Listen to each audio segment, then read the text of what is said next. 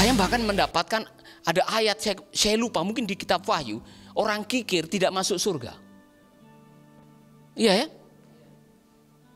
Karena kalau dia kikir di sana, yang lain semua memuji Tuhan, tepuk tangan dengan generous, dengan murah hati, dia tidak mau tepuk tangannya ngirit-ngirit. Lama-lama dia akan betah tinggal di sana, saudara-saudara. Saya harus ngomong dengan saudara-saudara, pelit itu bukan DNA ilahi. Allah itu Allah yang murah hati. Kalau Anda pelit, dengan dirinya sendiri saja pelit. Saya selalu ulangi lagi, orang pelit itu akan kesulitan, saudara-saudara. Nanti saudara pernah ketemu dengan orang pelit? Pernah ketemu? Orang pelit ini kerjaannya ngawasi. Nanti sebentar lagi dia akan ngomentari orang. Kamu nih jangan boros, ya kan? Baru dapat gajian, makan enak dan sebagainya. Coba irit sedikit. Nah, uangnya dia sendiri. Itu gajinya dia sendiri. Ngapain saudara ngurusin orang? Iya kan? Orang pelit, aduh saudara-saudara, saya pernah ketemu dengan orang pelit. Kalau ada orang punya kelebihan sedikit, saudara-saudara, dia yang sewot. Dia yang tidak tentram. Dia yang hatinya susah, ya kan? Dia yang gelisah, kenapa kok dia punya lebih sedangkan saya kurang? Orang pelit biasanya berkawan dengan orang iri hati. Iya kan? Saudara-saudara, berbahagialah Anda yang menikahi orang murah hati. Suami-suami yang punya istri murah hati, berbahagialah. Amin. Dia tidak pelit, ya. Kadang-kadang kita tidak mau dikasih. Mau enggak? Mau enggak? Kenapa saudara ketawa? Jangan pelit, karena pelit itu bukan bawaan dari surga. Waspadai sikap pelit, karena sikap pelit nomor satu akan mempersulit hidup saudara. Belajar dari orang muda yang bodoh itu, orang kaya yang bodoh. Setelah dia mati ada kalimat, lalu untuk siapakah hartanya itu nanti? Pelitnya bukan main, mungkin tidak ada gadis yang mau dengan dia. Karena semua orang di kampung sudah tahu ini pemuda yang pelit. Tidak ada orang yang mau menikah dengan orang yang pelit. Ya kan? Mungkin juga kalau gadisnya mau, mertuanya yang tidak mau, calon mertuanya. Jangan menikahi pemuda itu, pelitnya bukan main. Tiap hari kerjaannya mengumpulkan, membangun lubung. Nanti kamu akan kesulitan. Dan memang benar, menikah dengan orang pelit itu mendatangkan kesulitan. Waspadalah. Hal-hal yang sepele lah saudara-saudara.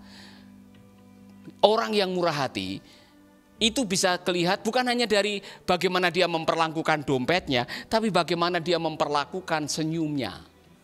Orang yang murah hati dia murah senyum kepada orang lain. Amin. Haleluya. Dia murah kata-kata dorongan. Dia ringan untuk menolong teman-temannya. Dia tidak perlu dipaksa-paksa. Orang yang murah hati itu bisa kelihatan setiap hari. Dan kemurahan hati itu menular. Demikian juga pelit. Kalau saudara dibesarkan dari orang tua yang kikir, pelit, ket-ket, skakar, anak-anak akan ikut. Karena benar saudara, anak-anak saudara belajar kemurahan hati dari orang tuanya.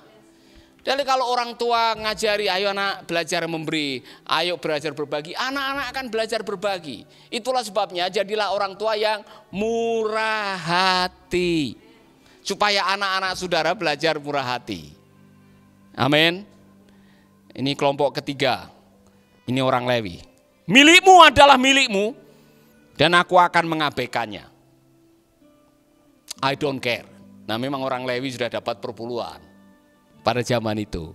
Jadi tidak peduli dengan harta orang lain, tidak peduli dengan gaji orang lain. Saya sudah bisa makan dari perpuluhan karena orang Lewi sudah punya jatah. Tapi saudara-saudara, dalam hidup ini kalau saudara hanya I don't care, milikku adalah milikku, milikmu adalah milikmu, it's okay. Hidup ini ada pancarobanya. Ada waktu kita kelebihan, ada waktu kita kekurangan. Ada waktu kita memiliki kelimpahan, ada waktu kita memiliki kekurangan dalam hidup ini. Saudara-saudara, kita harus belajar, kalau kita diberi lebih, belajarlah untuk investasi di dalam kekekalan. Generous, be generous. Karena kemurahan hati saudara yang akan menolong saudara waktu saudara mengalami kekurangan.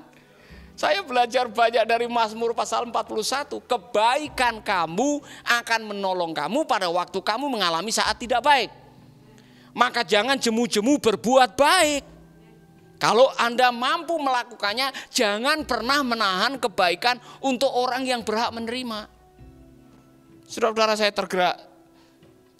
saya tersentuh sekali tadi malam. Ibu memberikan SMS dari seorang yang biasa mijet kami. Dia yang berinisiatif tanya, Bu, bunyinya bagaimana tuh? Ada kerjaan atau apa bunyinya dia? Dia yang berinisiatif, artinya dia sedang dalam keadaan kepepet. Dan dia tidak punya apa-apa, dan dia mengucapkan kalimat ini.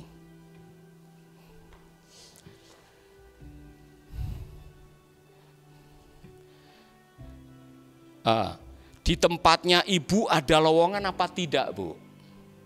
Bersih-bersih juga saya mau, Bu. Dia bilang. Ibu bilang, enggak ada, Mang. Kau Mang ke rumah saja. Irene refleksi sekarang ya, Mang. Maksudnya kita kasih kerjaan buat dia. Oke, Bu. Saya pusing sekali, Bu. Enggak kerja. Habis itu banyak hari raya. Ditunggu ya, Bu. Saya jalan sekarang. Dan akhirnya dia datang. Dan saudara-saudara, dia cerita. Saya juga refleksi. Dia cerita. Suaminya juga kena PHK. Anak 2. Tidak ada, saya tanya, selama pandemik ini kamu dapat enggak job? Ada orang yang pesan biji dan sebagainya. Ya kali ini aja.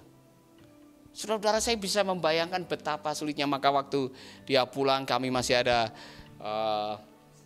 sembako Kemensos 1 itu yang sebetulnya jatahnya Airin dikasih ke dia. Aduh, enggak habis-habis terima kasihnya. Bahkan kami bisa membimbing dia, saudara-saudara, bagaimana menghadapi situasi. Karena dia bilang, itu untuk hari raya itu bisa habis 5 juta.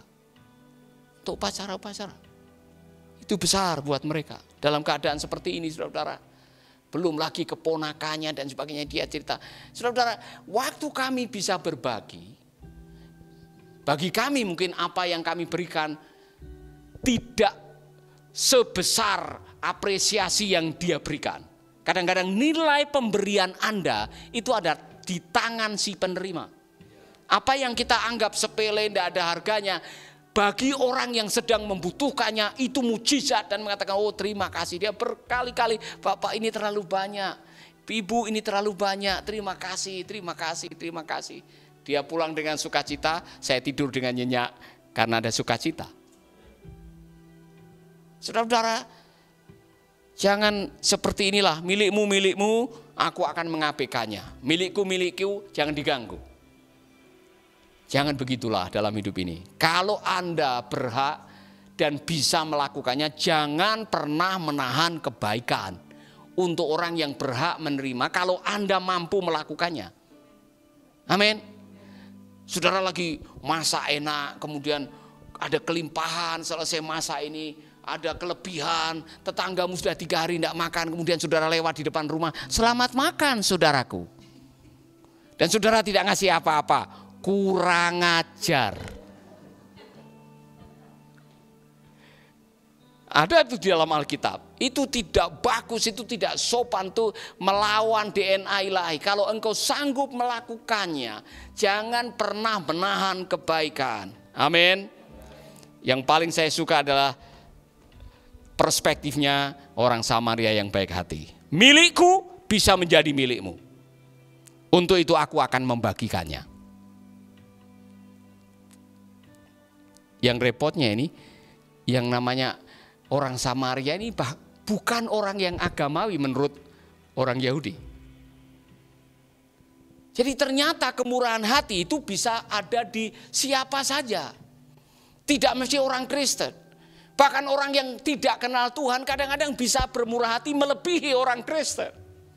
Maka jangan heran kalau hukum Allah berlaku, tidak peduli siapapun juga. Kalau Anda bermurah hati menabur, pasti akan diberkati. Karena itu hukum Tuhan. Amin. Maka saya mau mengajak saudara membaca 2 Korintus 9 ayat 7. Setiap orang harus memberi menurut kerelaan hatinya. Janganlah ia memberi dengan segan-segan atau karena terpaksa. Sebab Allah mengasihi orang yang memberi dengan senang hati. Bagaimana Anda memperlakukan harta, saudara? Akan menentukan kebahagiaan saudara-saudara. Orang yang memberi dengan senang hati, give and you will be given. Berilah maka kamu akan diberi. Lebih berbahagia memberi daripada menerima, itu hukum Tuhan. Jadi benar apa yang dikatakan oleh firman Tuhan, semakin Anda bermurah hati, semakin bahagia hidup saudara.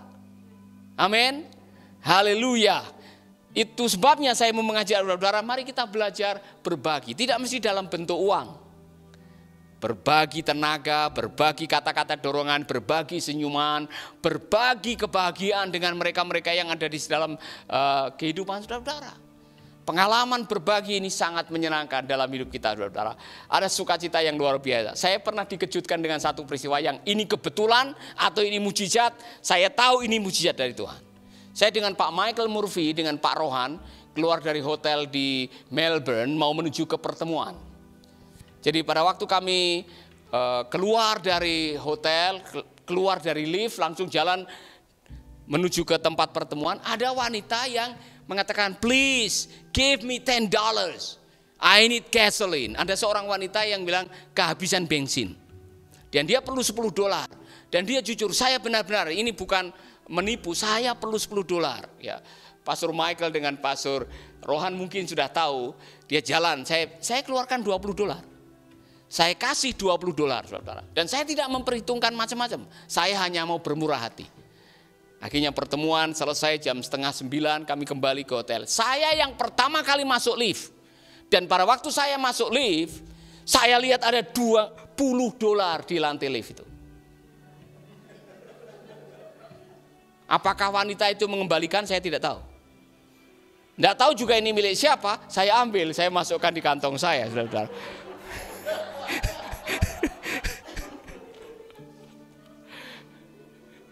Give and you will be given. Beri maka kamu akan diberi.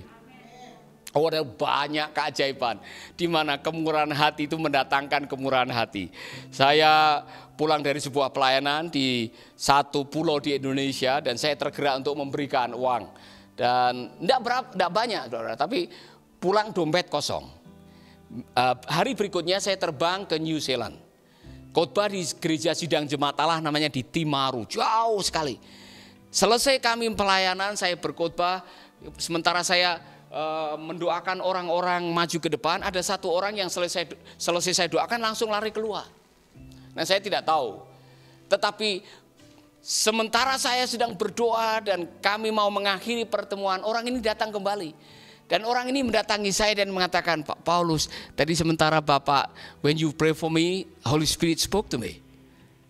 Dia pulang mengambil $1.500. Dan dia kasih ke saya, this is for you. $1.500, saudara, luar biasa. Sebab yang namanya kemurahan hati mendatangkan kemurahan hati dari Tuhan. Kemurahan hati saudara itu meninggalkan legacy. Apa yang Anda lakukan, apa yang Anda berikan, itu bisa memberikan sesuatu yang tidak akan pernah mereka lupakan. Ada satu anak yang kerja di hotel Aston di Kupang. Tapi saya lupa. Pada waktu saya makan pagi, dia nunggu di bagian restorannya itu. Kemudian dia bilang, ini Bapak Paulus, Bapak masih ingat saya mau foto dengan Bapak. Anak panti kita yang dari Soe. Dan dia mengucapkan terima kasih tidak habis-habisnya. Saudara-saudara, kita tidak pernah menyangka your generosity will be remembered. Kebaikan dan kemurahan hatimu akan diingat oleh orang-orang yang mungkin saudara sudah lupa. Tetapi orang itu akan mengingat. Ketika Anda bermurah hati dengan orang yang menerima kemurahan hati akan belajar bermurah hati. Makanya kemurahan hati itu punya efek snowball. Saudara tahu snowball? Mohon maaf saudara. Kalau meatball saudara tahu itu bakso. Tapi kalau snowball, saudaranya tahu kalau saudara sedang musim salju bermain di Chicago di tempatnya Pak Craig Muller. diajak pergi ke bukit, kemudian saudara bikin salju sebesar kepalan tangan saudara, saudara gelindingkan, nanti sampai di bawah jadi besar. Karena apa? Dia membawa dampak, mempengaruhi salju-salju yang lain ikut seperti dia, gelinding. Kemurahan hati seperti snowball. Saudara, waktu bermurah hati, orang yang menerima kemurahan hati saudara, akhirnya bisa belajar murah hati. Saya belajar murah hati dari orang Samaria yang baik hati ini. 2 Korintus 9 ayat 10. Allah yang menyediakan benih untuk si penabur dan makanan untuk kita, Ia juga akan menyediakan dan memperbanyak apa yang kalian tabur, supaya hasil kemurahan hatimu bertambah pula. Saya melihat langsung ini dari kampanye untuk 1000 hamba Tuhan. Sudah berkembang menjadi 1500 hamba Tuhan. Sekarang 2000 hamba Tuhan. Nanti saya yakin itu bisa bertambah lagi. Bisa 2500 sampai 3000 hamba Tuhan. Karena apa? Ayat ini sedang digenapi. Allah yang menyediakan benih untuk si penabur dan makanan untuk kita, Ia juga akan menyediakan dan memperbanyak. Caranya bagaimana dia memperbanyak? Dia punya cara untuk memperbanyak berkat bagi kita. Seperti yang saya katakan, tidak ada hujan, tidak ada badai. Ada dokter yang telepon, apa yang kalian lakukan di Bali? Bagaimana kabarnya Bali? Saya bilang, kami sedang berbagi untuk para hamba Tuhan. Bolehkah saya ikut menabur? Dan dia sudah mengirimkannya.